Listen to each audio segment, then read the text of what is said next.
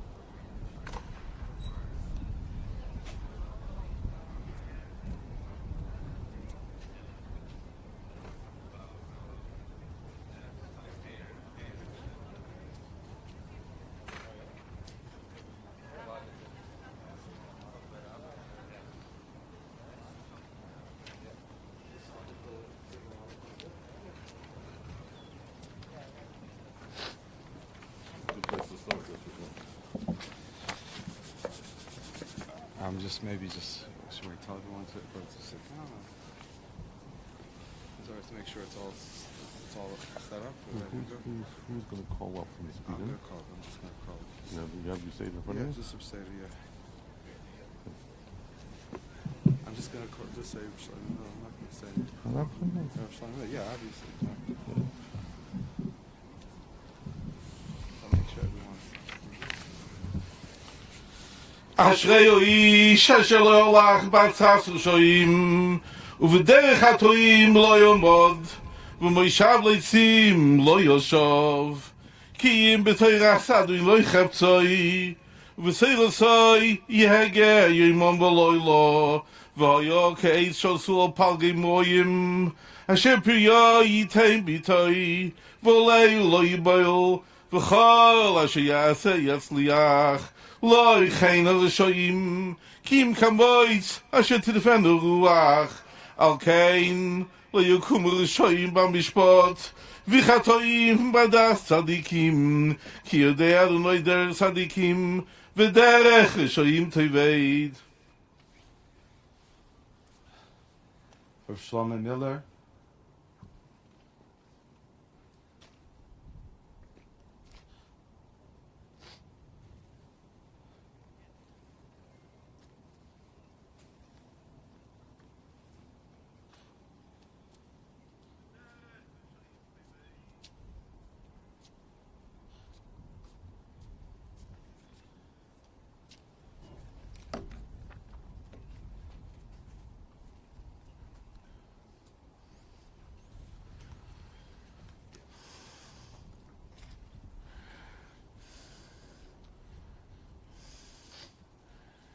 HaRav and Yitzchok Kerzner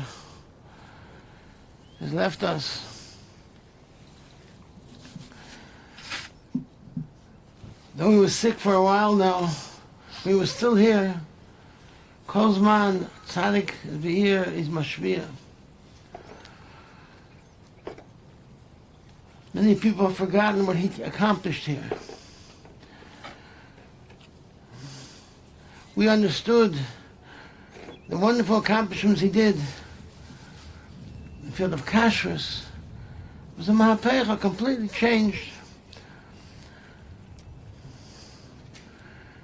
One of the main things were, very often in a community, the Bnei Torah Talmidei Chachomim Shabir are not that close with the rabbis of the shtat. There's a lack of feeling of mutual respect. But Rabbi Yitzchok had the shaykh's connection with everyone. All the Bnei Torah were machshvim. He felt he was one of us, even though he was a rabbi. He wasn't a Rosh Hashiva, he wasn't a Maggid Shir, he wasn't a Rosh HaKollel, but he was one of us. And therefore, he felt imperative to gain the respect of the Bnei Torah, and that's what he accomplished in his life. It's a great accomplishment. As the Bnei Torah in the shtat should hold of someone, that shows kol sheruach habriyos noichamenu, ruach hamokim noichamenu. Ruach habriyos means the Bnei Torah. The Bnei Torah means the Talmidei Chacham Shabir. The Shivas Rabbanim, the Chosher Rabbanim, Talmidei Chachamim, they all held from him. They worked together. I remember many years ago when Rav Lipa Vechter was still here, in Kashrus, they worked very closely together, Rav Lipa with him. Very closely together. So there was a mutual respect.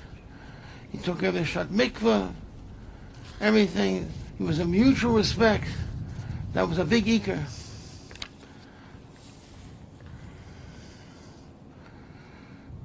The Kashrus was tremendous shinui when he took it over.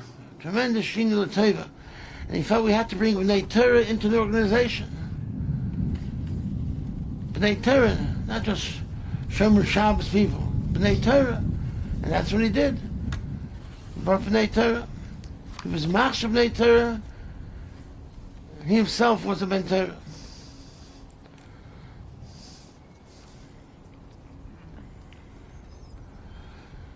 Learned Hatilan, Tervadas. He had the Rabbanis in Pennsylvania, other places, till he came to Toronto many years ago. And I personally always had a tremendous respect for him, and the other Bnei Torah also had. He's been sick for a while now, but he still was with us. Not to say like a droshes. Yotz v'yetzi Yaakov miVe'ershova, Yotz Tzadik, M'nir Ha'isa Rosham, Pana Hoda, Pana Ziva, Pana Dora.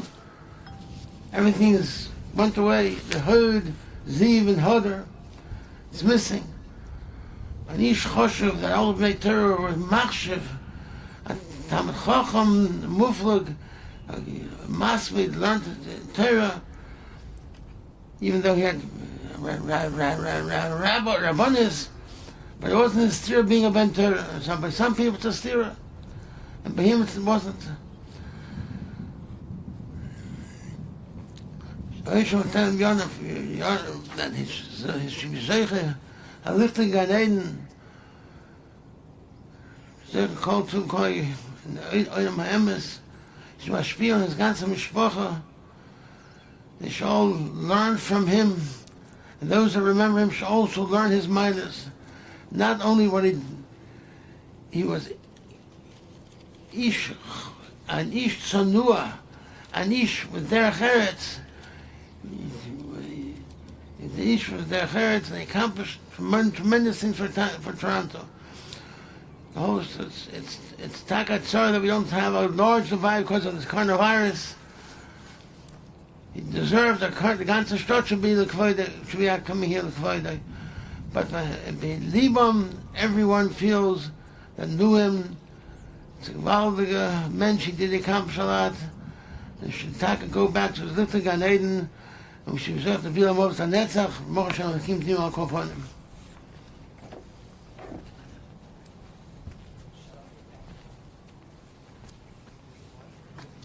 Rav Aaron Zuckerman will be speaking from Lakewood.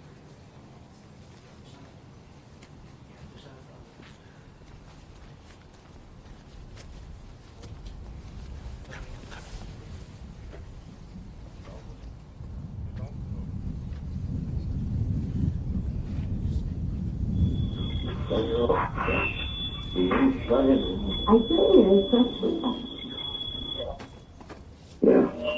Okay. It's very hard to speak. We had such a close connection all the years. It's very hard to speak.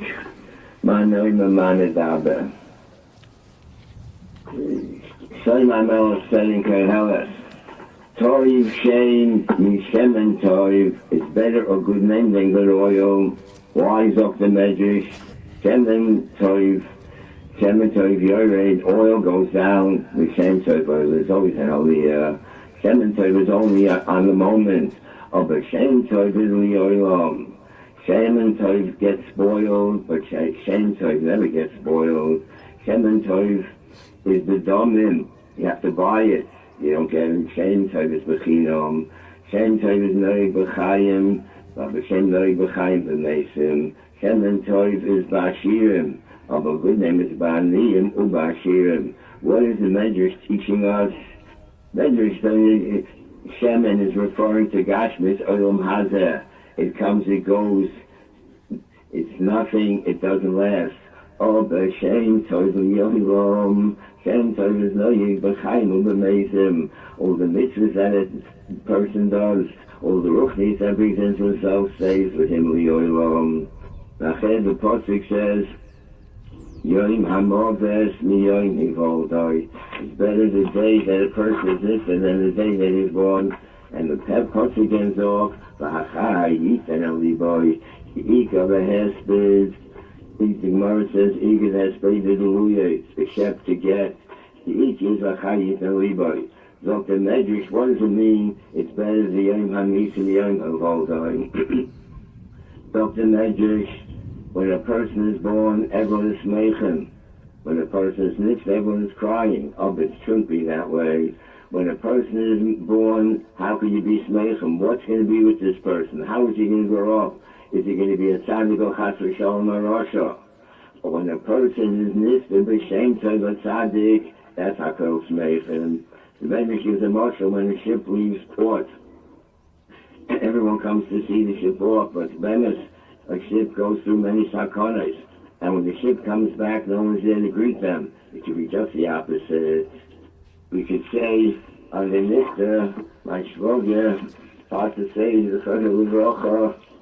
he was born in Vienna. He grew up in Vienna as a child. They davened in the visions of Shtibel by the Meshach Eliezer. That was their home. And then when the Germans came in, they had Mamish Hashgocha Protis Anes. They lived in a building, from a building with many families. And the Gestapo went from door to door and took the head of the household. But by their door, he skipped over. There's no logical reason why that they were saved. The next morning, they went and they got papers, and they went through Vichy France and all kinds of ways, and they came to America. Mamish, you see, Hashkochim Protis, they were supposed to be saved.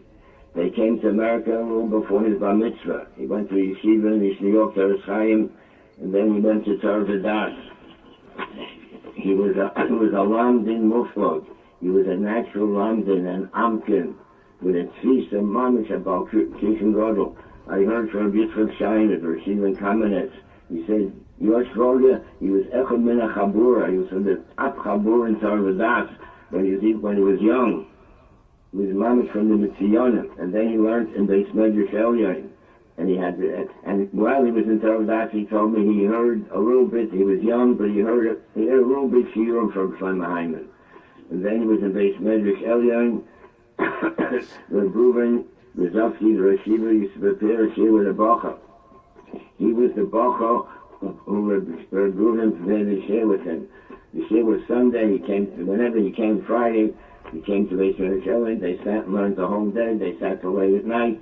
He went through, Yevamos was his favorite Masechta, because that was a Masechta he learned together with Reb Reuven. He was a Muflog in Torah.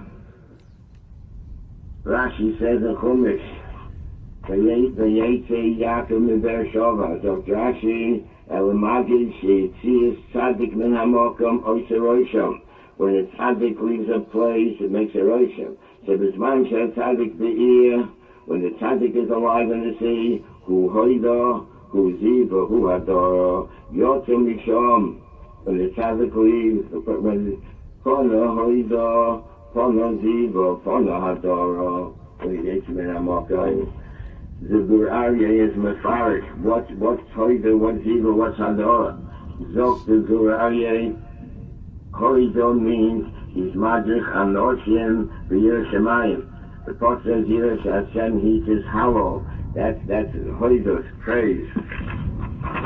It's very interesting. When he was still a bacha, going to yeshiva, he was an acting Rav in East New York in a base medrash. And then right after the chasana, before the chasana, when he was a chosin, he became a Rav in Levaya, Connecticut, where he went together with my sister, the Rebbetzin Allah Shalom, and he was mamish biyad tikifa, biyad neimos, his teva, but he was very strong. There was a sheikhet there. I happened to meet that sheikhet. He learned by Dimrei Moshe and Brisk. Angels came and told him that they saw him going swimming on Shabbos, and mixed swimming in the ocean on Shabbos. Still Shabbos. So the minute they told it to him, he went to the Shlachtos, and he told them to stop shechting. He said, why? Why are you telling me you're Machal Shabbos? He's a young Rav, just in Rabbanis, and he was no psharis.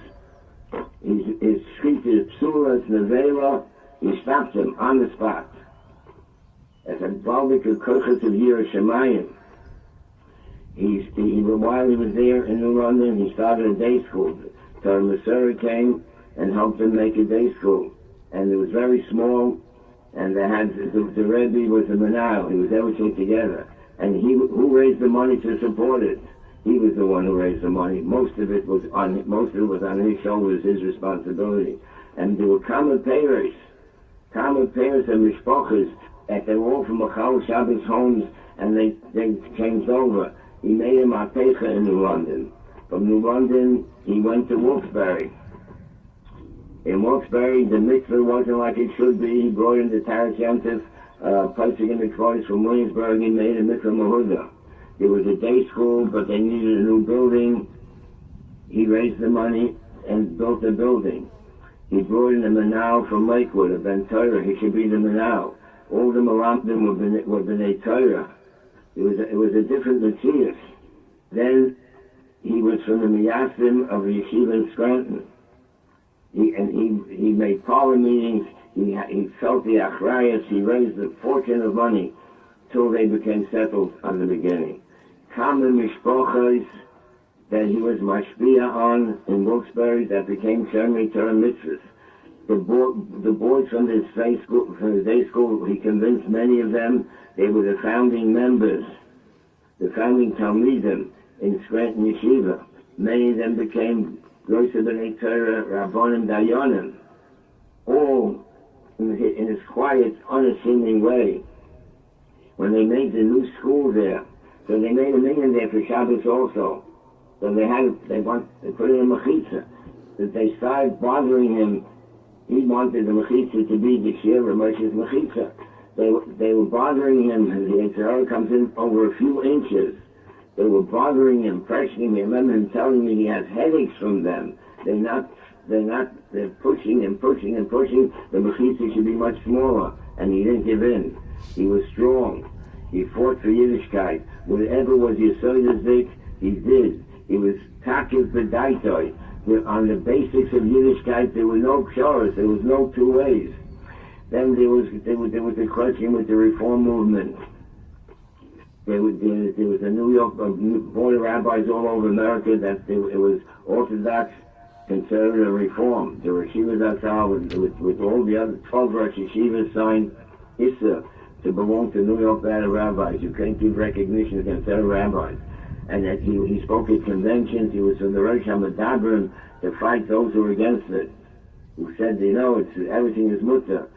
There was a conservative shul in Wilkes-Barre, and someone came and he claimed he had a hectare from a Rosh Yeshiva to become a Rebbe then to take away children from the Frumah school. We called up and found out the Rosh Yeshiva said he never said it. There was Orthodox rabbis that used to go in to speak in the conservative shul. and he made a mechor. There was no pshoros by him. Everything was the way it's supposed to be, with neimus, with pikchus, and with das Torah. Everything. And then, of course, you don't have to say, he came to Toronto, came to Rav in the Clinton Park Shul. He was a Rav like a Rav in Europe, an aristocrat. He wasn't just a youth director. Of course, he took care of the youth also. He was a Rav with the Anhog of a Rav, which covered HaTorah, Torah, with Hanhoga. You could look up to him and see what a Rav is supposed to look like. He was mechazik many moisters in Toronto.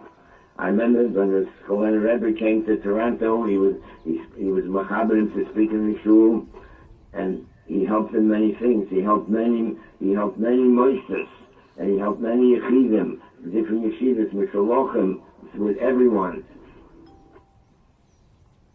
That's all on the Hoizer. Nachher steht on the Ziva. Dr. Gurarye, what does Ziva mean? Ziva is Chochmah. And he said Shiurim wherever he went. In Clinton Park Shul, he said Chumash, Minchas Chinuch, Pirkei Avos, whatever thing he was, Gemara, of course. He said he spoke in many yeshivas.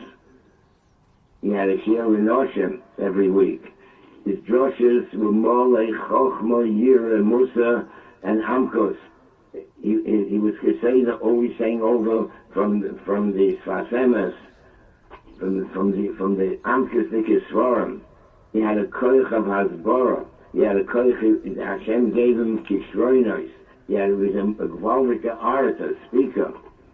He was in becoming a speaker, he was very close with Moshe Shara. Moshe Shara always considered him his Talmud in being an orator, being his best Talmud, who he taught how to speak in homiletics, in Taradas yet. He was more like Amkos and Chrifos. He said a drasha, anyone who heard his drashas was spoiled. From the Kol and Yonim, how he put everything together, and how he ended off with Musa Lamaisa, with the Hasbara, and the Imos. Anyone who wanted to learn could learn with him. He had kriyas with many different people, young people, older people. Anyone wanted to learn, whatever they wanted to learn, he was always available. Anyone who wanted to learn, he was there. That's Pana Ziva. Third one, he says Pana Hadara. Dr. Gurarye, Pana Hadara is a remes on Midas Tailos. Came to Ferisla, he said, he taught by example. His Midas Tailos, his Anova, his Makabel Kol Odom B'Seva Ponim Yofos. He spoke to everyone not like a Rov, not like speaking down to someone. He spoke to everyone like a Chaver. He had a Gvalvika sense of humor to put people at ease. How he had a shaykhus with anyone. Anyone who needed an Eitzah from his shul, from the town, from anywhere. He was a Pikeach and he gave many Eitzahs. And anyone knew if they have a problem, he's someone they could talk to. And who knows how many, he was very quiet, he never spoke about it. Who knows how many hundreds or more came to speak to him. He was mishpatet in their tzar. And he had a gvaldik midah that we could all from. He never had tzpeda. He always knew how to compromise. He knew how to work out things without a machloitis, without tightness. His midas told us he made shalom, they know the machaveroi, he made shalom ben yishlishtai, and in Yonim HaKlal, in the Rabbonis, in the organizations, we heard from many Rabbonim, the way he came up with pictures and aces to avoid machloitis, and whatever had to be done was done, but outside with Noyam Hamidah, outside Yosef Torah. I was Zocher, myself and my brother, Zolder Zunzain, Brother Chaim, we were Zocher to get an older brother. When and there's my older brother, B'chol in Yonim. B'chol in Yonim, we had a Gvalvika Zonskeit. When I became a Rav, I learned from him in two ways. From all the years that I spent visiting, I saw how a Rav is supposed to act. And he gave me aces also. We learned very much from him. We were close all the years, and I could say, Baruch Hashem, there was never any machloikis. There was always Ava v'Achva. Afal Pikein, I want to ask Mechira, myself, my wife, and my mishpacha. We were very close, but maybe maybe we did over the years, maybe there was something that we did that we weren't knowing properly. He should be going up to Shemayim. He should be a Merit Yosef, his Mishpacha. He still the vet, a Mordek Mishpacha. It's more than a Mishpacha. He still the vet, a Shevet. Mamish, Ador Yisrael Yevorach. The children, every one of the children, the Derech HaTorah Vayira, Einokoch, Ureinokoch. He was to have a great grandson, B'chayov. Children, Marbitei Torah, Einokoch, and Koylim all over Marbitei Torah, all over in different places, America, Canada, all over. Marbitei Torah, going to Derech HaTorah Vayira. He fit him together with my sister, Aleim Shalom. They showed him like a bias, Choshov, B'noyim Hamidas, no, not with straining, not with forcing, not with pressure. The whole home was a home of Simchas HaChaim, outside HaYoseh Toiv. His closeness to his children, his Einokoch, its miras, v'chulu, in every way. And we could say on the Mishpacha, we have to learn from the Mishpacha, the tipple of the whole Mishpacha. Everyone, whatever they're able to do, Nebuch, the Yisurim that he had the last few years of his life. We can't imagine, we can't know what he knew, what he didn't know. A person with such a cup, with such an amphis, with such a charifus, with such a busyness, is all of a sudden nothing. We don't know what kind of Yisurim he went through all these years. Who knows? But the family, we could say, were moist and nefesh. Whatever he needed, whatever had to be done, there was always someone there to do and to take care. Somebody, we could learn from them, from the course, the way they were brought up with such a closeness. It's Pashat, that's how they felt the achrayus to him. He'd be melted for all our mishpachas. He should be a Melut Yosef for all the Yedidim Umukurovim. We don't know Umashpiyim. We don't know how many people that were close with him. Over the Ish is Ba'achad Yiten Oliboy. Igrid, the Gemara says, Igrid, the Hesped, the Luluyah. The Schar of the Hesped, the Luluyah, to Shep, to get, to learn from them. So it says, Shabbat Chaim L'chol Chai. When a person is, the Neshama is still here, everyone can have a cash and to learn from him. To learn from him what it means, Achayis HaKlal. What it means Midas service, the way he acted with everyone, no kindness, nothing. And to learn from him what it means to compromise. All machlokes in whatever it is, Ben Od Machaber, Ben Ishlu Ishtoi, in Claudia and Klau, if they would put, each one would compromise a little, there would be Shalom Al Yisrael. We have to learn from him how to be noyed, what to do and how to live. Umocha Hashem Elokim Dima Me'al Kolponim V'noi Ma'amei.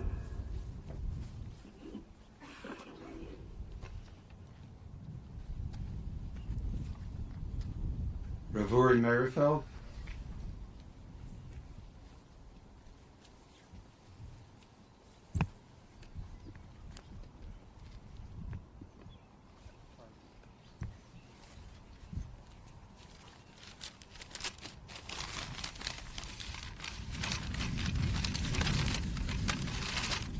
The Gemara relates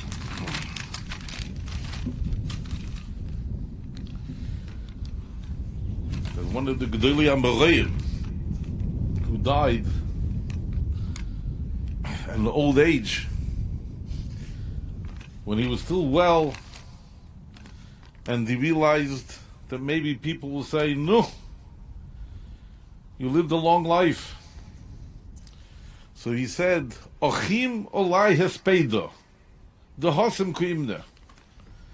I ask of you, say a proper husband, literally, say warm words, the hosem kuimne, which according to many Mefarshim means, I will be there.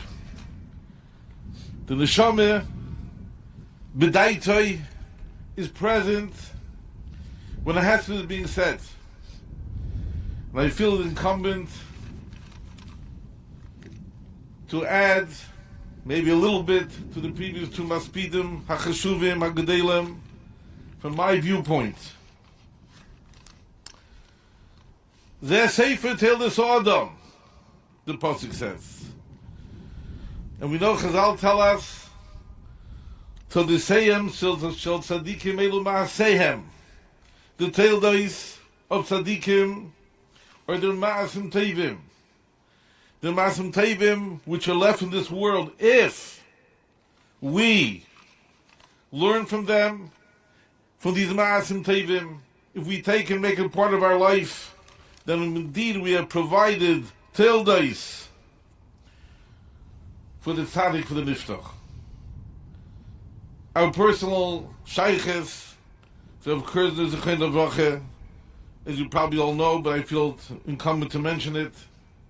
I still remember when I was in Geman with my wife in Lakewood, and my shver, the kind of rache, was visiting, and the name came up.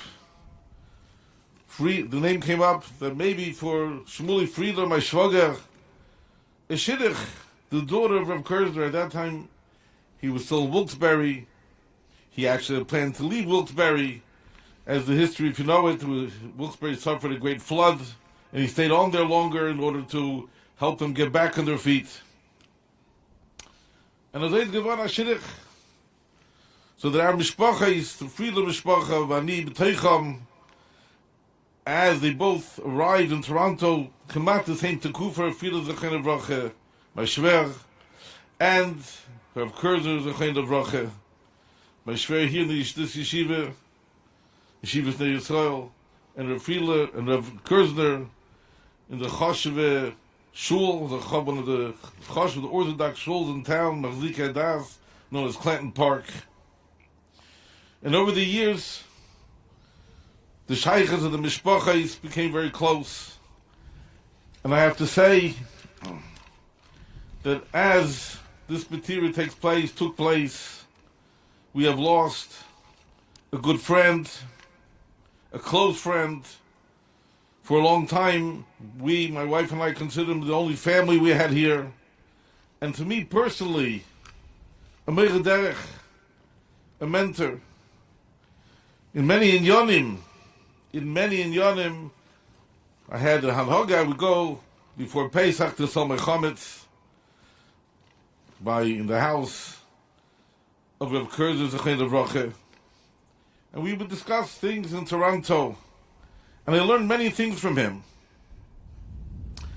And I want to jump to the end of his life, after he became weak, and he was in a home for the aged, hopefully that they should take care of him well.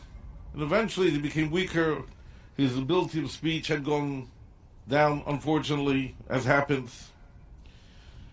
The family did their best to take care of him, and I would visit him from time to time on Erev Shabbos, and when he wasn't speaking, nevertheless, he had his sharp eyes. It appeared that he understood what people were saying to him. And there was one thing I would do to get him to say a few words. I would say, Rav Kerzner, give me a bracha. Silence. Rav Kerzner, give me a bracha. Ich soll keine gut lernen. He would give me a weak smile. He soll keine gut lernen. And many times I noticed this. He wouldn't talk. But when I asked for a bracha, keine gut lernen, to that he was able to reply. I think this indication of B'Sheidish Nafshari, what was extremely important to him. As we stand at this occasion, the Levaya of Rav Kerzner from the Chosh Rabbanim, as was mentioned before by the Rosh Kollel and Zuckerman in Lakewood,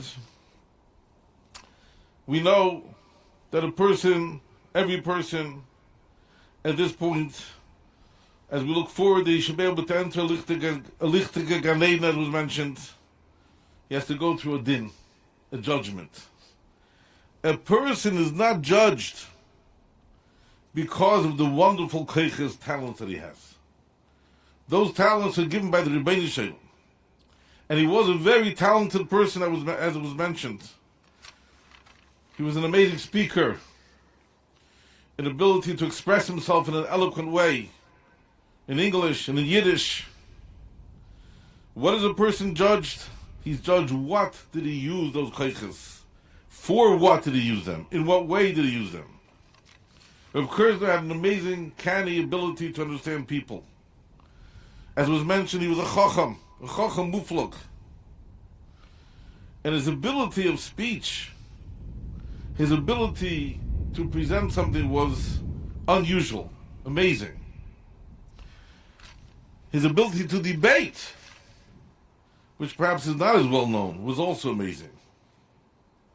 And these kaiches which he had, he designated his entire life to serve the Rebbeinu Shalom. It happens to be that because of his ability to understand people, he was able to, as was mentioned earlier, he was able to make shalom beini shlishtai. And as is the way of people, often there are misunderstandings, some innocent misunderstandings, some not so innocent. And he was able to deal with them and to attempt, and very often succeed, in bringing the people closer, bringing the shalom. But when it came to making pshares, of which he was an expert, you don't make pshares by giving away something which is not yours. And it was mentioned before, and I want to stress it again, especially the younger Dor is not as aware of the history. We're living already in a different time. Kama tekufes, many tekufes. When the psak came out from the Yeshiva Rabbarim, together with other Gedei Rosh Yeshiva, to put a prohibition on being a member of the New York Board of Rabbis. And why? Because being a member of a board of rabbis, of which many of those rabbis were kafrim in the mitus haTorah, deniers in the truth of the Ikarei haTorah, as Zuckerman mentioned, conservative reform. The psak of the Rosh Yeshiva was that's something which is forbidden. We cannot join them as if we're saying, yes, there are three branches, chas v'shalom. And it's well known that there was a particular convention, an OU convention, Orthodox Union Convention, if I'm not mistaken, my memory serves me right, it was, I believe, in Florida, Miami, and this came up as a matter of discussion about this psak of the Rosh Yeshiva, and of Kerzner, with his art and ability to debate, he very strongly defended and explained the truth, and that we have to keep the psak of the Rosh Yeshiva. No psharas here. You don't make a pshara by giving away something which is not yours. Kvod HaTorah and cover of the Rebbeinu Shalom, Ikochim, in our Emunah cannot be given away, cannot be compromised. At a later date, when he came to Toronto, when he came into the shul as mentioned before, one of the choshev shuls, perhaps at that time, one of the most choshev shuls, Mechzike Das, Clinton Park. And there too, he was faced with communist Zionism, and unfortunately, the way it is, some people when they hire a rabbi, they look at him as being merely a functionary, a shamish. He should be the one to do the marriage ceremonies. He should be the one to bury the dead. He should be the one who should always say the greatest praise about the people when they have a simcha. But a Rav is more than that. A Rav is called a Rav for a reason, because he's the greatest one in the shul. And not everyone appreciated or was able to understand that nekudah. And Rav Kerzner, with his anivus, was able to accept things which perhaps were insulting. And with his pichus, with his savlonus, he worked on that which was the korim. And I remember one time, as I said, I was close to him after many years, and I do not want to say the particular point, but he made an improvement in the shul itself, and he told me about it. He was happy about it, that he was able to make a tikkun within the basic Knesset itself. As was mentioned before, he was involved in the Varakashus in Toronto. He was involved in the Chevra Kaddish in Toronto. And I think basically we can say the Kol Dover Toiv that went on within the Orthodox community, he was part of it. I remember one point he told me, and again I will not mention the particulars, but he had great satisfaction that he was able to make a tikkun, a difficult one which was difficult to accomplish, but he was so happy when it was accomplished, a tikkun in the kashrus of basar, of shchitas basar, and he had great satisfaction because he understood this is truly the tafkid of a Rav. I want to conclude with the following point, which was brought out to me by my Rebbetzin. As was mentioned before, he had a great influence and part in the establishment of the Shiva Chashuva Beis Moshe in Scranton. Whilst he was a Rav in Wilkes-Barre, which was a town, a smaller town, a distance, but not that far from Scranton, and when the idea came up that Talmidim of Lebaron should create a yeshiva, as with every Davar Tov, there was opposition. Some of the opposition was well-meaning, some was ill-meaning, and he gave great support with his koiches of influence that yeshiva should be established. Later in Toronto, he was a dear friend of our yeshiva, Yeshiva Bnei Yisrael. And his Ashgacha Protis, the Benish and Musabis Yivuvim, that this Levaya, which one would have expected would take place in the middle of Toronto, but because of the Corona Matzav, we were asked, and we graciously were very happy that yes, here, the Rebbeinu Shalom is showing us he deserves the covet of yeshiva because he was friends to the yeshiva and he was instrumental in the establishment of yeshiva. And with this I want to conclude the nechama to the family that these Yisaitis Gedalim Bez Hashem, which you were zeicher to see, which certainly you have learned, which certainly you're interested and will give over to the coming days, and we also will Bez Hashem ta'ar Talmidim Yezichu Baruch U'mocha Shamal Kim Dom Dimim Yal Kulpanim. B'nei Amen.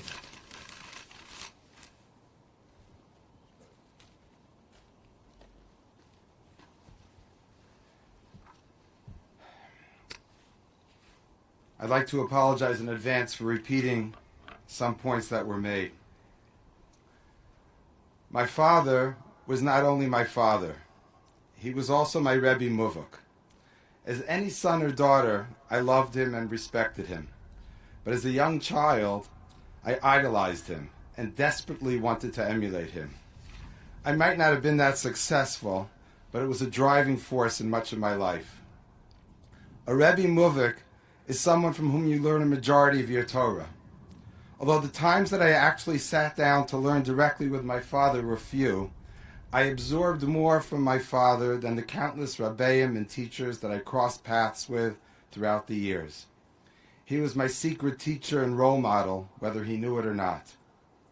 As I grew older, my childlike idolization became more realistic, but my admiration and respect for him did not diminish. Let me explain the source of my admiration by giving a very short summary of my father's life, followed by what I believe to be his most important quality amongst many. My father, an only child, was born in Vienna in 1927 and spent his first 12 years there. It was at his insistence that he and his parents escaped to New York after experiencing the Anschluss, Kristallnacht, and a year under Hitler's rule.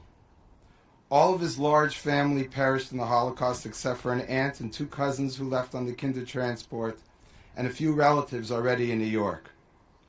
He went on to learn in Torah V'das under the guidance of Rav Shraga Feivel Mendelovich, Rav Shlomo Hyman, and Rav Gedalia Shor, amongst others.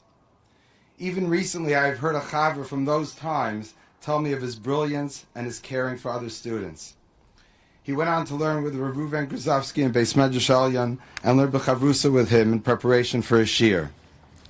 My father met my mother, Aleh Shalom, while teaching in Yeshiva of Brighton in 1951. That same year, he took his first position as Rav in New London, Connecticut, where he established a Jewish day school that remained open for many years. I have personally met Talmidim from New London that are active in Rabbanis and are B'nai Torah. In 1957, with my two older sisters, my parents moved to Wilkes-Barre, Pennsylvania, where my father was Rav for 15 years and had 5 more children. In that time, he expanded the Jewish day school, raised money for new building projects, and hired numerous B'nai Torah as teachers and principals. Together with Rav Chaim Bresler and Rav Yaakov Schneidman, he established a yeshiva high school and Beis Medrash in Scranton. It was conceived and born at our kitchen table.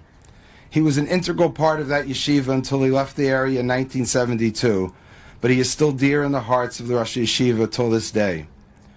There are countless Talmidim from these day schools and yeshiva that are forever indebted to my father for their Yiddishkeit. A former Wilkes-Barrean, a doctor in Bnei Brak, who learns in Kollel half a day, called me recently to see how he is doing.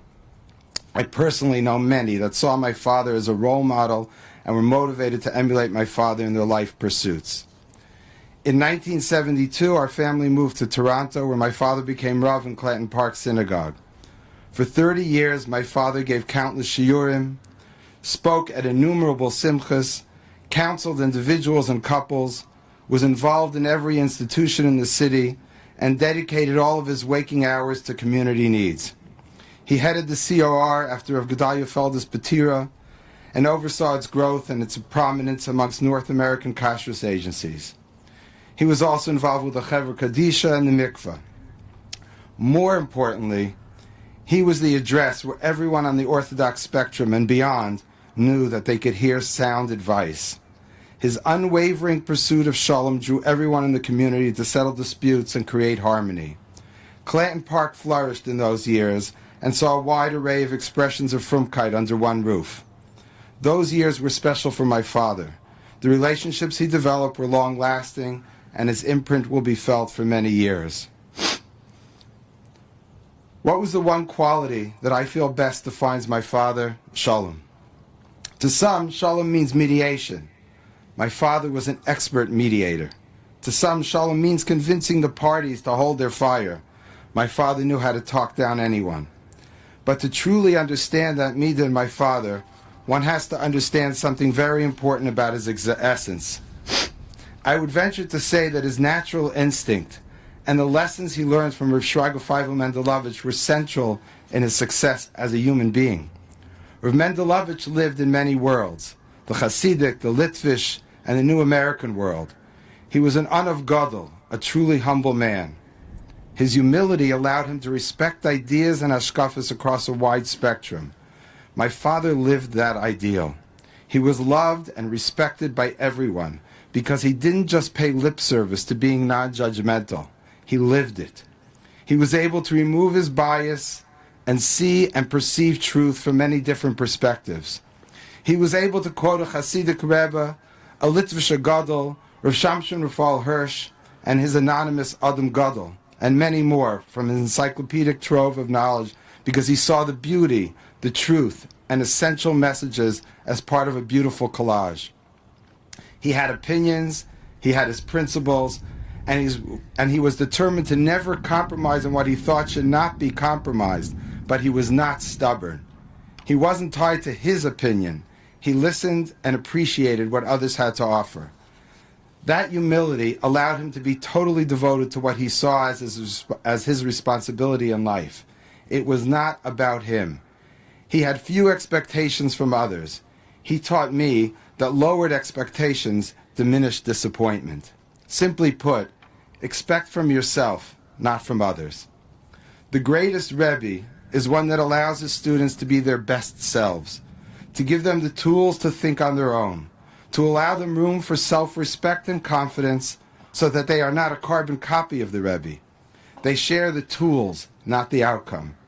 I've always been surprised how many have shared with me ideas that they claim came from my father when those ideas seem to be inconsistent with my father's way of thinking. I believe that was intentional. Many times I would have discussions and debates in front of my father. My father would not reveal what he thought. Of course, I often thought and hoped that he agreed with me, but ultimately, that was not important. I have rarely, if ever, met anyone like that. I truly miss that midah. As children, we all truly love my father and we're in awe of him, but never afraid. That is truly the way the Torah wants us to fulfill the mitzvah of Ish Aviv V'imo Tirau. Yira is best translated as awe and respect, not fear. My mother and father had very different personalities, but they beautifully complemented each other. I believe that we were all able to become our own selves as a result of the chinuch afforded us. I will be forever thankful for my upbringing. My father touched many lives over the years in many ways. Many were moved by his beautiful ne'ilah and his sweet voice. Often it was through his masterly oratory skills. Every speech was crafted and fashioned for the occasion and the audience he was addressing. Over the years, I have met countless people who remember Divrei Torah from my father from up to 56 years ago, and hear from people who relate how he touched their lives in a profound way. I hope we can all learn from my father's sterling midos and carry that forward to generations to come. If we can emulate his quest for shalom at all costs, the world, or at least Toronto, will be a much better place. I pray that will be my father's legacy, besides the many grandchildren, great-grandchildren, and even great-great-grandchildren that he leaves behind. It is important to show hakaras hatov to the many people who helped my father through the last difficult years when his health deteriorated. My sister Rivki and Ari and my brother David and Eve have been there for our family for the last number of years when the rest of us could not be present. My father lived in Lakewood for a number of years with my sister Nechama and Ezi. They gave their life to him for those years. Tzipi and Shmuley, Tova and David, Shani and Yudi are the children and in-laws that we all pray for. The love and respect knew no bounds. All of our spouses loved and treated my father as their own father. The dedication to my mother and father far surpassed any expectations.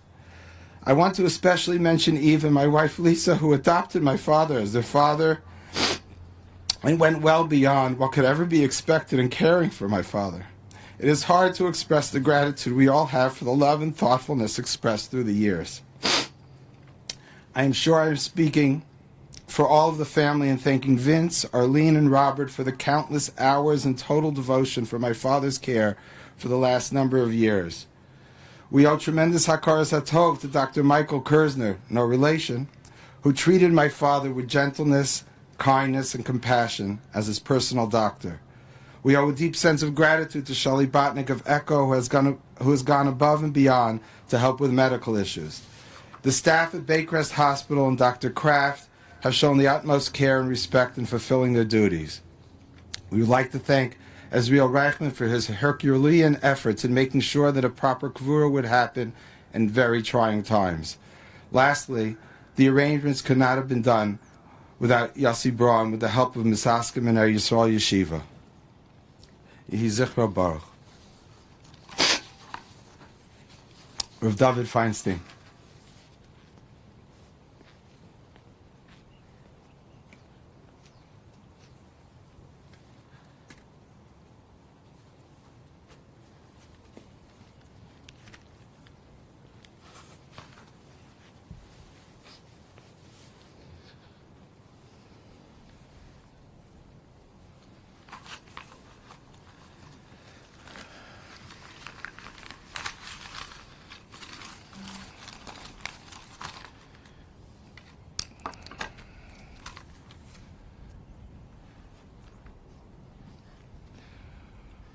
We have already heard Vayetze Yaakov and Beersheva V'elech Harana.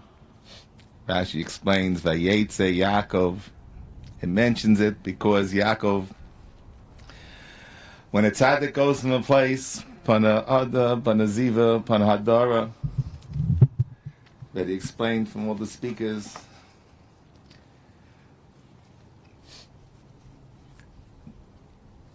this special shine is even by somebody like Yaakov Avinu that was out of sight for 14 years just learning in yeshiva. Nobody saw him, but he still had an impact on people. Rabbi Kerzner, Zedi Abba. Of course, you could see in the hospital, in the Baycrest, in the old age home, how he acted. You could see that his life was Yeshed, Heretz. It's different. But that's not That's not the only thing over here we see. My father, Adoni Avi, maybe Rabbi Shlita, says, how come it never said it by Avraham Avinu? He also was in Beersheba. He also left Beersheba. It doesn't make a point. And he explained, yes, Yaakov Avinu was in his corner for 14 years. And he was still having hashpah. But when he left, that hashpah was gone. Avram Avinu, when he left Beersheba, the hashpah wasn't gone. He made tikkunim that you were able to see and live and grow from. Rabbi Kerzner, Zaidi Abba, there's no Vayetze Yitzchok. In Scranton, there's a yeshiva. From being in Wilkes-Barre, he's a founder. He had the idea what had to be done to get people from the neighborhood into a yeshiva and B'nai Torah. He came to Toronto. Toronto wouldn't look the way it does if Rabbi Kerzner would not have come here. The hashgacha would never be such a high level of hashgacha.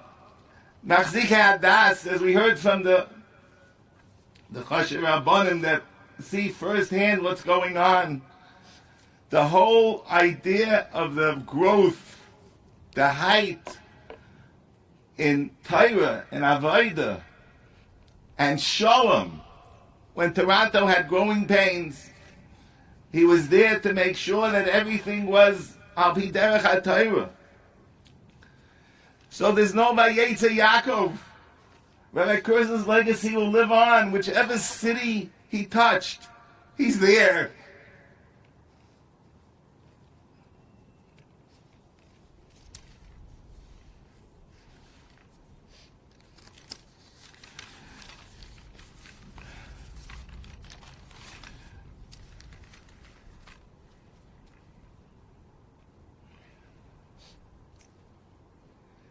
There's more to it.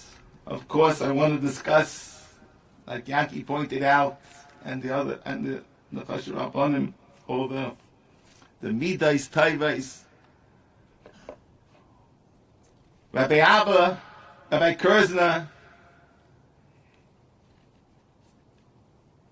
to his no negias. He was the Sulam Moitzav Arza. He was the man who had his feet planted solid on the ground. The Reisha Magiash Amaima. But he was able to understand to the top. In Torah, in Ashkafa, in Midas, in Yashris. What is the B'tzayin Hashem? And he would go and he would give his advice without negias. He would make the shalom because of his Avi Yisrael and concern for every individual. Everybody felt he was thinking for them, and the best thing was for them.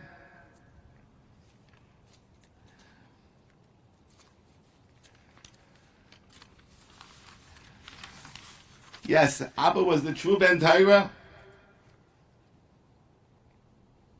Two true Torah values to lift up and guide a community, whether it's a small one, whether it's a big one, from right and to left, to lift everybody. Challenging periods, separation. He had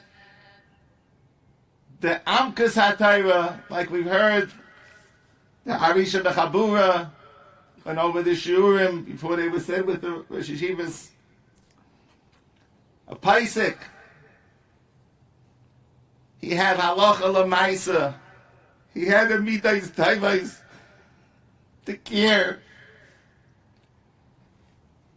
to help, and to grow every aspect of Judaism that he could possibly grow, and always thinking about the individuals. Excuse me. Whether it's a personal thing in a 10 o'clock a.m. appointment and all the people that came personally, or whether it's a Klauzach, it always with that Torah and Avodah and Ashkafa and Avas Yisrael. And of course, he was never part of it. The Anivis was, now,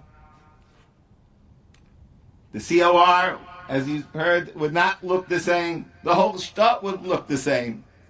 The kashrus, the acceptance of the Bnei Torah, because when he came, he made everybody part of it.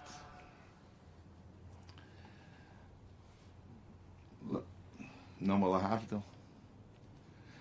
My Schwieger, the Rebbitzin, Bubby. She was very good, different than him, completely. But she was the one, like you find, when they had the decision or what should be done, whether it was about Kerzner's decision or her own understanding of what the Torah was and people coming over for advice. She made it palatable for them to understand it and to feel it, that it's good for them. Like in Rachel and Leah, they know you do the Ritzayin Hashem, but they made sure that they saw the good in it. Mommy, the Rebbitzin, Hubby, she didn't have a generation gap. She took what was important and what was right and showed the grandchild, the child, the congregant, why this is the right thing to do and the best thing for you.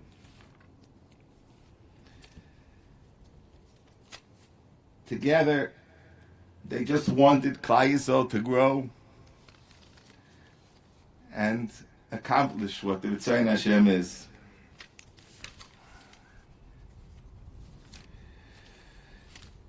Yankee already thanked people. We should thank Yankee himself. Even when he moved out, he was here whenever it was necessary, even if it's driving 17 hours.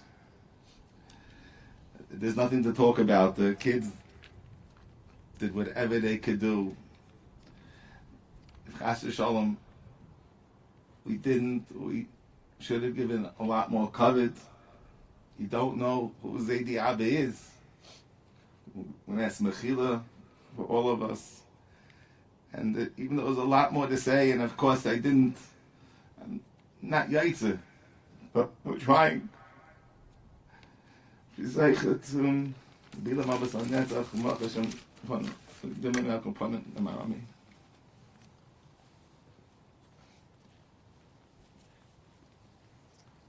Of Yaakov Felder.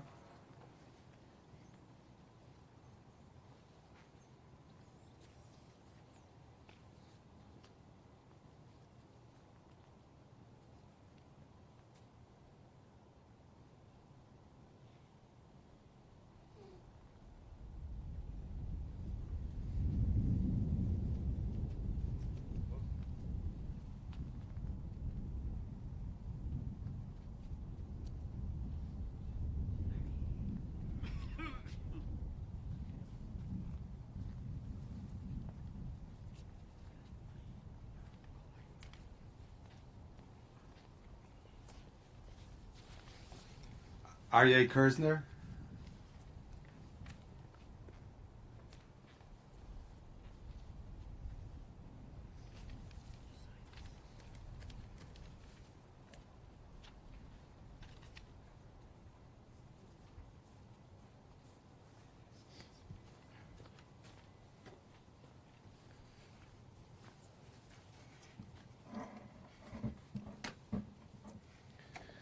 It's quite common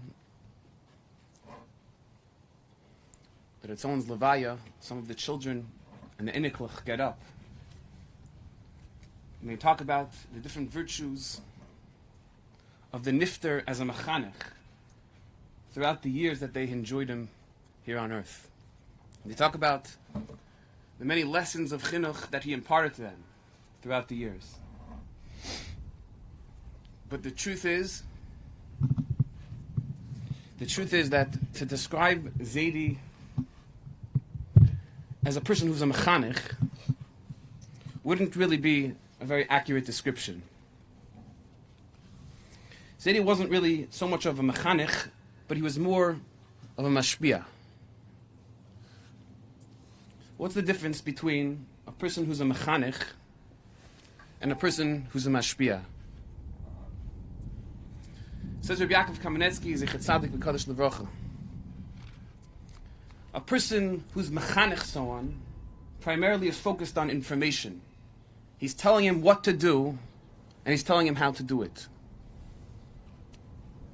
A Mashpia is someone totally different. The word Mashpia, says Rabbi Yaakov, has its shayrish, has its root in the Lashon Shipua. Shipua means something inclined, something like a slanted roof. When water falls on the top of that slanted roof, it naturally flows down and trickles down to the bottom. So Rabbi Yaakov, a parent in relation to his child, is Shipua, is a Mashpia. Whatever the parent says, whatever the parent does, naturally flows down, trickles down, and leaves its impact, leaves its effect on the children. Zaidi, alav hashalom, was the ultimate Mashpia. It wasn't so much about his word and what he said. It was about what he did. He led through example, he led through his action, he led through his behavior. I'll never forget, many years ago, right before my bar mitzvah, I was walking into shul with my older brother Eli, and I asked him what his go-to sefer was. What was your Musar sefer that you use as a manual, as a guide, when you have decisions to make in life? And I'll never forget his response. He looked at me and he said, I'll be honest with you. There's no Musar sefer that I use. Whenever I'm at a crossroads, whenever there is a decision to be made, whenever there are two roads in front of me, I always ask myself, what would Zaidi do? I always picture Zaidi making the decision and how Zaidi would react. That's how I proceed, and that's how I choose what course of action to take. Zaidi was the ultimate mashpia in our life. Zaidi taught us through example. He taught us through example what it meant to live a life of Torah. He taught us through example what it meant to dedicate yourself to the Klal. He taught us through example what it meant to sacrifice your own personal needs for the advancement of the Tzarchei HaRabim. But I only want to hone in very briefly on one aspect of Zaidi's life, which perhaps is the most important aspect. Zaidi taught us through example what it meant to be an Oyhev Shalom, V'Roidev Shalom. I was speaking recently to a HaRav in Toronto, and he was telling me about Zaidi and about his impact on Toronto. And he told me, he said, Rabbi Kerzner was the perfect bridge between the yeshivish community and the modern Orthodox community in Toronto. He was the perfect person, the perfect personality to merge everyone together, making them into one integrated unit.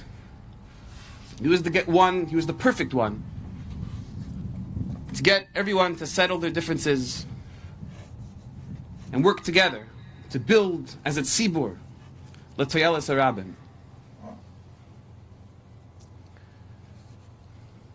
I remember him sitting by the table, and many times, as conversations flow, people tend to talk about other people. So someone would inevitably ask Zaidi, is this Lashon Hara? Is this Lashon Hara? And Zaidi would always respond with the same response. He would smile sheepishly, and he would say, it's not Lashon Taiv. It's not Lashon Tov. Even the way he gave Musar. The way he gave Musar, he didn't give it in a direct, overt manner. He always did it in an extremely loving and a sensitive way. Let me just be Messiah and conclude with one vart that Zaidi told me personally about the concept of shalom, the importance of shalom within the community and specifically within a person's family.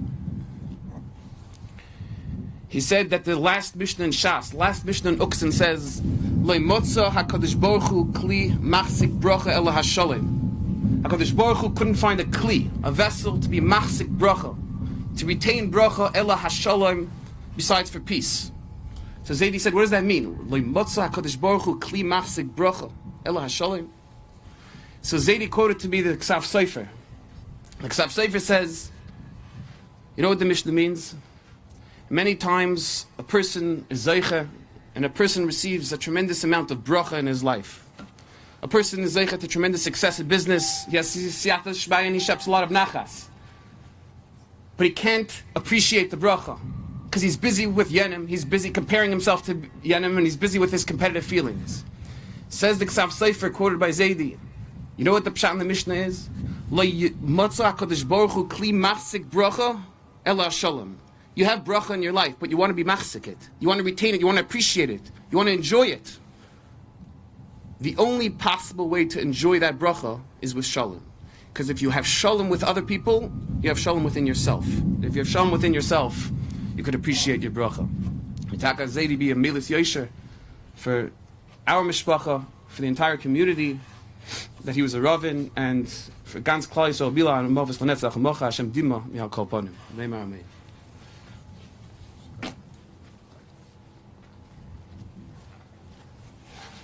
The last speaker, Penny Stern.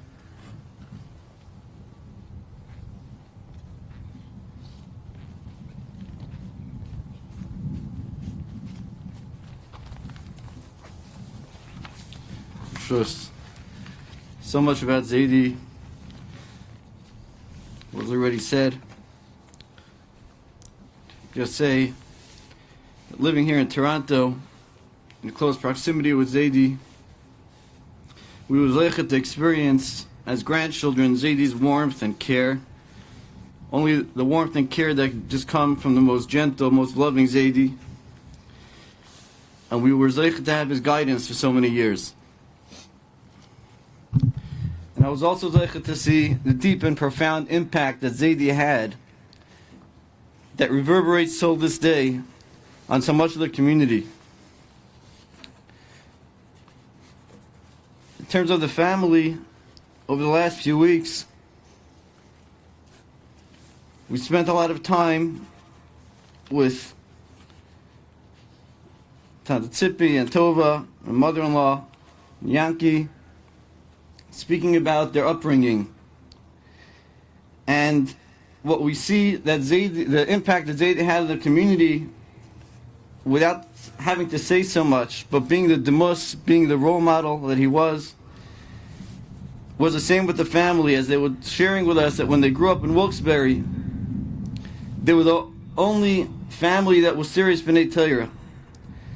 And whether it was a Saturday night dance that the children on their own knew, we don't go to something like this. We're the Rav's children. The Gavra, the Kedusha that he stood for, that he carried, was instilled so deeply into his children. And so many different stories that we've heard, that when they were growing up, that they knew that they were different. They were Rabbi and Rebbe's and Kerzner's children. Were different. That Gavra, the Kedusha that's in them, that was with them as little children, that's still in them today, and that was instilled through them into their children and grandchildren and great-grandchildren. Zaidi was fond of always saying over Sfas Emes. In this past week's parsha, when Yaakov came to the well, and he saw the Shloisha Edrei Tzoyin sitting around the Be'er, Yaakov asked them, why are you just sitting around? So Sfas Emes asked, what was the question? Didn't Yaakov see the Evan Gedolah al Pia Be'er? Explains the Sfas Emes, the Yaakov Avinu, of course he saw the Evan Gedolah. But the Evan Gedolah symbolizes an obstacle. And the way a Yid looks at an obstacle is you don't see the obstacle, you see what's beyond it, you see what's beneath it. And Yaakov rolled the obstacle off because he saw it was beyond the obstacle. And that's how Zaidi lived his life. Wherever Zaidi went, he didn't see anything as an obstacle that will stop him, but everything was what's past the obstacle. He was never fazed by the Even Gedolah. Zaidi was a visionary, as was shared so much already today.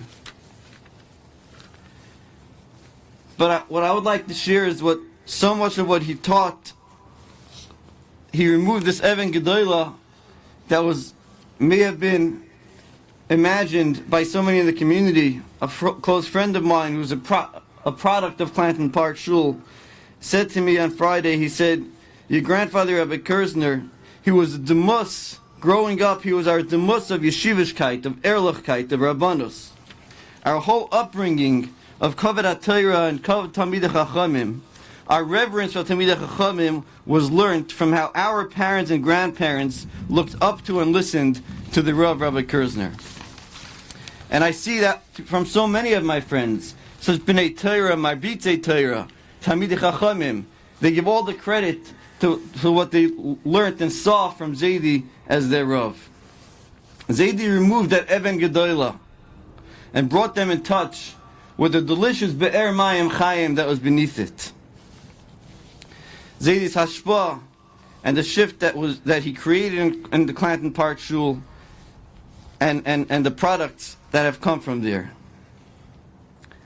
My mother-in-law was telling me that she was once with Zaidi, brought Zaidi to a kiddush, speaking about Zaidi's midas tayvos, Ish Shalom, as was talked about today. She once walked with Zaidi to a kiddush, a big kiddush in the shul, and somebody came over and started screaming at Zaidi in front of everybody about the problem that he perceived with the COR. In front of everybody. And Zaidi stood there like he always did, listening, nodding his head, didn't say a word, and moved on. Ish Shalom. Zaidi never had a bad word, always gentle, always soft. As dynamic and as firm as he was so gentle and so soft.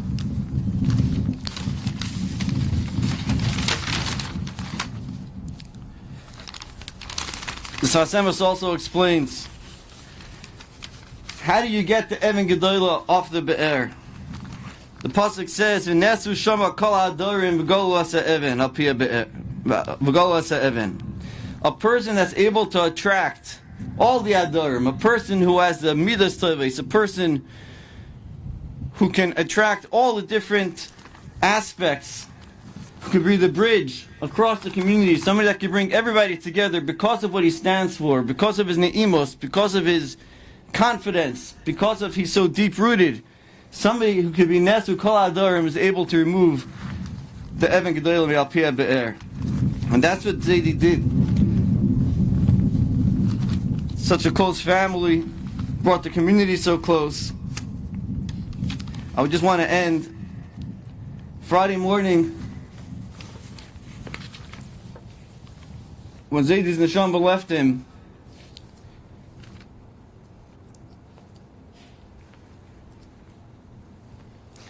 They were sad in the hospital that Zaidi was nifter alone. I just want to say that the love and the caring that Mommy and Eve in particular, but all the children, showered upon Zaidi all these years. Not a day went by. On Friday night, we told my mother-in-law it's the first time in 12 years you could sleep not worrying that your phone is going to ring. She slept with her phone next to her 24 hours a day, being there for Zaidi. Not a day went by that they weren't with Zaidi, that they weren't, Eve wasn't saying Tehillim with Zaidi. Zaidi didn't die alone. Zaidi's neshama left him enveloped in the warmth. Tova was there on Thursday. Zaidi went with your love, with the warmth that was with him all these years. Although Zaidi was not entirely with us all these last few years, might sound funny to say, But we're going to miss Zaidi. Ask Zaidi for Mechila, in the name of all the grandchildren, in case we didn't give the proper covet. We can never fathom and understand the greatness of Zaidi. Zaidi should be a Meilat Seisha for the Mishpacha, the children, grandchildren, great-grandchildren, great-great-grandchildren. Be a Meilat Seisha for Gans Klal Yisrael.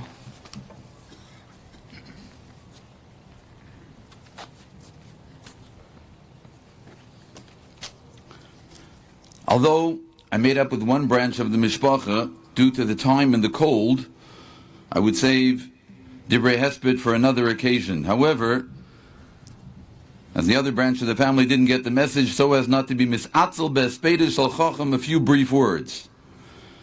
So many of the outstanding qualities of the Nifter Zeichet Tzadik Livracha of Kerzner were mentioned.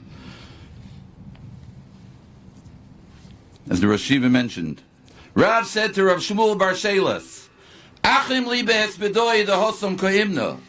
Rab Zerach Eidelet Zecher Tzadik Livrocha Magid Meishorim in the time of the Noida B'Yehuda explained this Gemara. Achim li behespedoi. Normally in this world we're holchim. We continue to grow in Torah, in Yerushalayim, in Midas Toivis, in Havoida. But Achim li behespedoi. The Hosom, at the time of the Ptira, a person becomes an Oimid. The Hosom ko'imna. At that time I'll be an Oimid. So, deliver warm espedim. We heard so many warm, moving, inspiring divrei hesped about a Rav Kerzner Zeichet Tzadik Livracha. I just want to add 3 points. Rav Kerzner was a tremendous orator.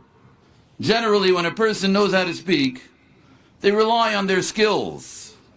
In his anivus, in his achrayus, in his midas ha'emes, recognizing his kishrin, I was always impressed. Rav Kerzner came prepared. Even a good speaker, one can detect if they're prepared. He had his notes. He was an outstanding speaker. And he came prepared, crafted his message with amkus, and pinpointed the message to fit the occasion. A blend of all those beautiful qualities that we heard. My father, Zechrona Livracha, was from the Gedolei Rabbanim of Toronto.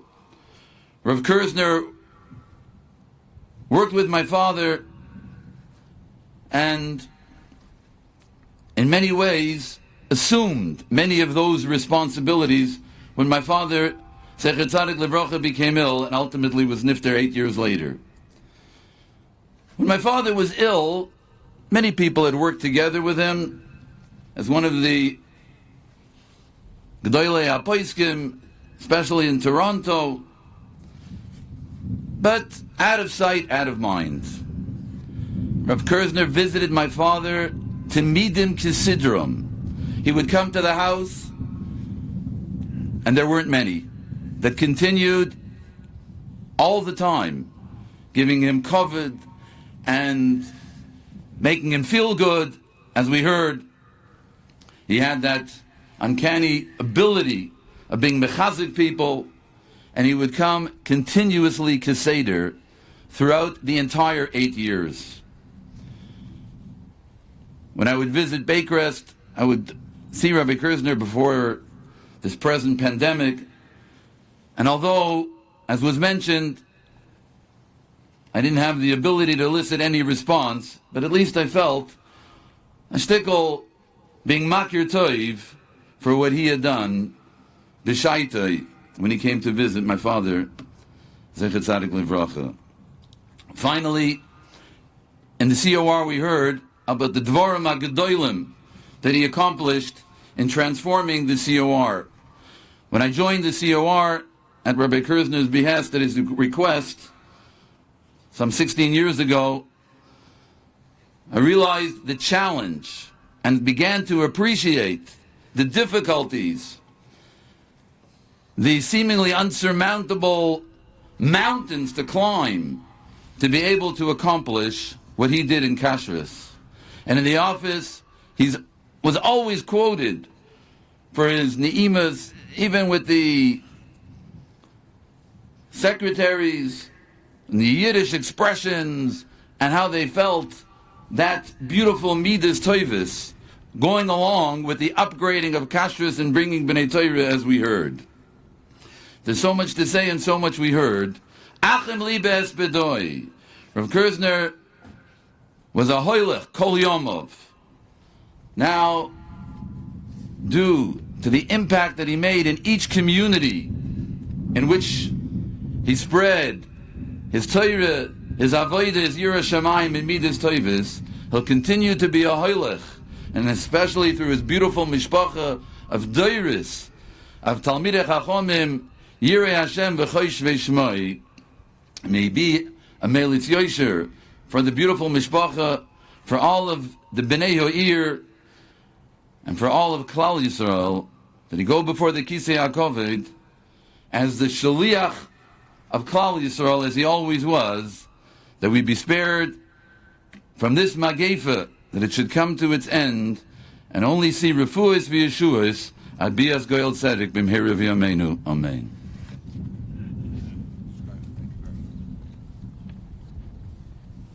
Shimmy Braun?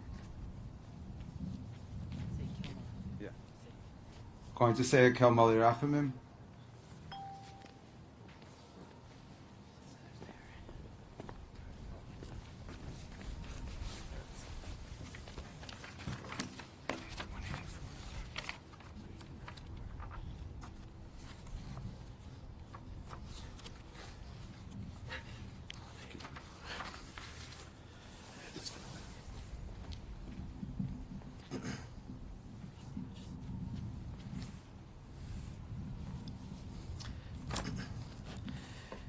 El Molei Rachamim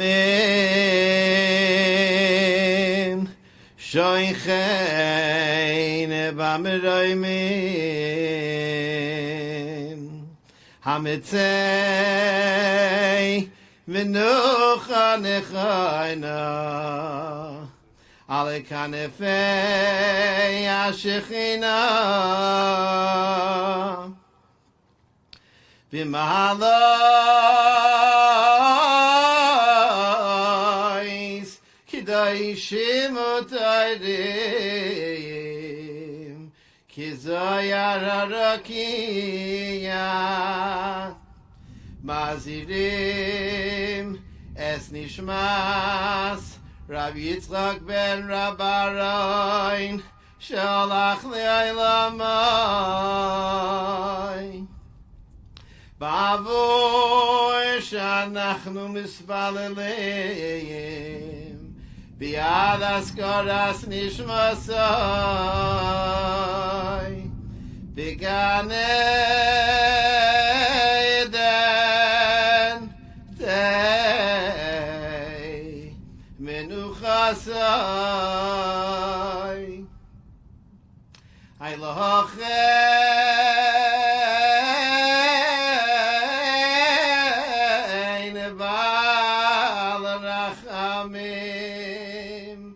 Yastireyo b'seisek nafav li'olamim v'yitzrar achayim es nishmasai Adonai hu nachlosai V'yanuach b'shalom al mishkavai v'noimar amen.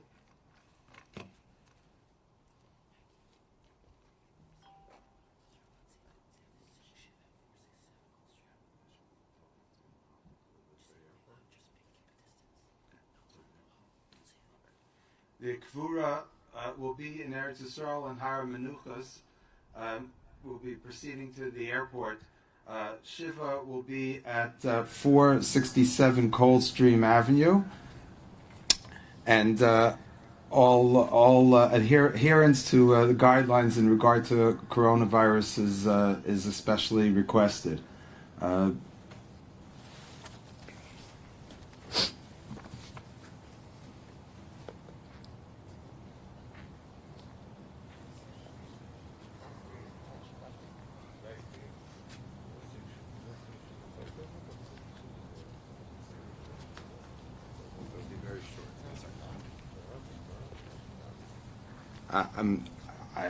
For anyone who's in Eretz Yisrael, I'll be sitting Shiva for a short time. The Kvura will be at 12:30 on Monday. At 12:30 on Monday in the parking lot of HaRav Menuchas, and then I'll be sitting Shiva at 4 Paran, apartment 505 in Yerushalayim. Time to davening. We're not saying that because of COVID. We're not saying that. We're not saying that because of COVID.